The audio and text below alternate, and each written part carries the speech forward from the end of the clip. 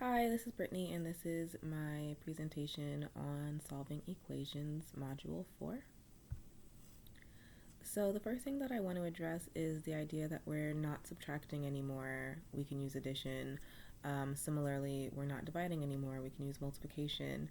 This is something that I just want to give a little bit of pushback on, because if we have a problem, say, for example, something like x minus 5 equals 2, which is one of the examples that was given in this week's lecture video, we can actually use our students' algebraic reasoning skills to ask them, well, what number minus 5 equals 2? What number minus 5 gives us 2? And I feel like that's a lot easier, and we don't have to go through the steps of adding 5 to both sides. We can just kind of stop at this step and ask them to use their math and algebraic reasoning to just ask yourself, well, what number minus 5 equals 2? The next thing that I want to bring up in my presentation last week, I kind of thought of the idea. I usually draw a 1 through 1 pairs to show that they cancel out, quote unquote, but I thought that the idea of drawing a 0 around 0 pairs would just look like we're circling it, but I actually thought of the idea that we can actually draw the 0 with the dash through it. So I will be representing 0 pairs moving forward by a symbol like that. And for my 1 pairs, I will be drawing my big 1 through it to show that they no longer add value to the problem that we're working on. So this is the problem that we are asked to tackle this week. The first thing that I want to do with this problem is that I want to use the commutative property of addition to rearrange the left-hand side of this equation. So I know that because of the commutative property of addition, I can rewrite the left-hand side of this equation as 1/2 x minus 34 is equal to negative 58, because the commutative property of addition says that we can take those two terms and rearrange them because there is addition happening in the middle there. So, and I did that just because I'd rather not work with this negative 34. I'd rather work with as many positive numbers as possible. The next thing that I'm going to do is I want to kind of get rid of or cancel out this minus 34, or this addition of negative 34 on the left-hand side of our equation. So I want to create a 1 pair, and I'm going to do that by doing the same thing on the left-hand side of my equation and the right-hand side of my equation. So the thing that I'm going to do to create a 1 pair with that minus 34 is I'm going to add 34 to both sides of my equation. So now, that creates a 1 pair over on my right-hand side, which I just said I'm going to denote by that giant 0.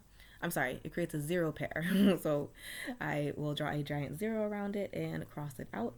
And then we are left with 1/2 x is equal to negative 58 plus 34.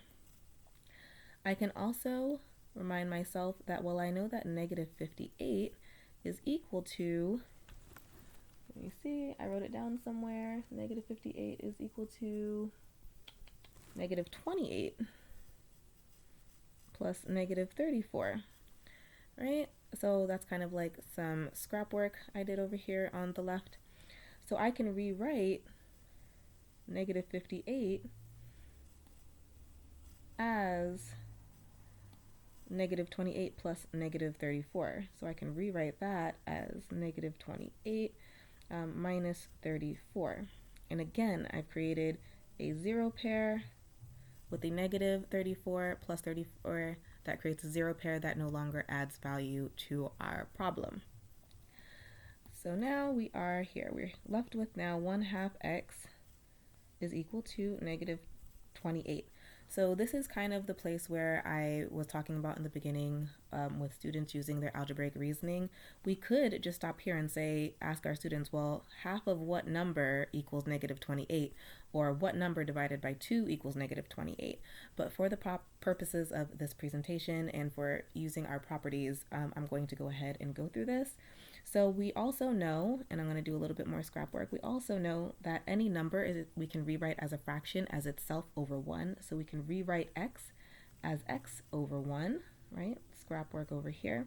So we can rewrite this x sorry, I thought I was moving it. We can rewrite this x as times x over 1, right? And then we can use, we know that when we multiply fractions, we multiply our numerators and denominators straight across. So our new numerator will be x, 1 times x is just x, and in our new denominator we'll have 2 times 1, which is just 2, and that is still set equal to negative 28. Well, now we have x divided by 2, and in order to undo division, we have to multiply by 2 on both sides. So we're going to take this, move this over a little bit so everything is in the same order, even though it does not matter because multiplication is also commutative. We are going to multiply everything by 2. So now I also know, using the same logic as we did with our x, that we can rewrite 2 as 2 over 1. We can rewrite negative 28 as negative 28 over 1. And we can rewrite this other 2 as 2 over 1 as well. So I'm going to go ahead and do that as neatly as possible. Oops. I'm going to do that over 1, right? I'm going to take this and put this whole thing also over 1. I can write each of those over 1. All right, so again, here we multiply our numerators and denominators straight across. I'm going to bring our work over here. So in our new numerator, we're going to have x times 2, and in our new denominator, we're going to have 2 times 1. And on the right-hand side of our equation, we're going to have negative 28 times 2, and in our new denominator, we're going to have 1 times 1, which is just 1. We also, again, know that multiplication is commutative, so I can rearrange x times 2 as 2 times x. I'm going to do that. So I can move this 2 over here. I can move this x over here as neatly as I possibly can, right? And now again, we are left with a 1 pair. So just to make it easier to see, we end up having 2 over 2 times x over 1, which is just x. Oops, I forgot that one, is equal to negative 28 times 2, which is negative 56 over 1. And again, any number over 1 is just itself, so I'm just going to go ahead and write negative 56.